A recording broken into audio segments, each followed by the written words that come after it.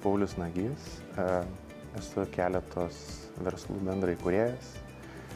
Vienas iš jų yra e-prekybos, B2B sprendimų kūrimo agentūra AdeoWeb, o kita įmonė, su kuria dabar aktyviai labai darbuojasi, labai daug laiko skiriu, LupaSearch, tai yra e-prekybos paieškos ir rekomendacijų programinė įranga.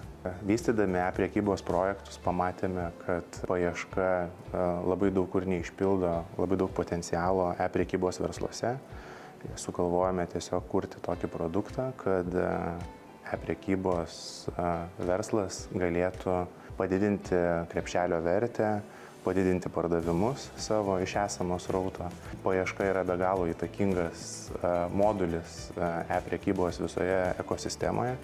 Ir jeigu jisai puikiai veikia, jeigu jisai surenka tą visą informaciją ir atiduoda ją labai tikslingai, tada e-prekybos verslam labiau sekasi, daugiau pardavimų sugeneruoja. Bet tai yra dar tik tai pati pradžia ir mes matom, kad tai yra 10 metų į priekį. Kas veikloje mano yra svarbiausia? Jeigu taip vienu žodžiu reikėtų atsakyti, tai aš sakyčiau, kad tai yra žmonės. Įmonės, įmonių pavadinimai, viskas yra tokia kaip ir fikcija, žmonių sugalvota fikcija, tai yra neapčiuopiama, nepaliečiama, ar ne?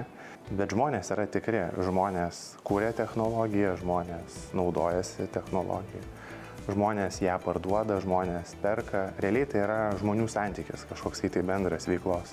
Aš manau, kad gal ne aš pasirinkau Kauną, Kaunas pasirinko mane, aš čia gimiau, čia sutikau savo meilę, tai yra, kad čia sukūriau šeimą, tai esu pakankamai čia įsišaknijęs. Aš gal sulyginčiau šitą miestą su žmogumi, kuriam neseniai suėjo pilnametystė.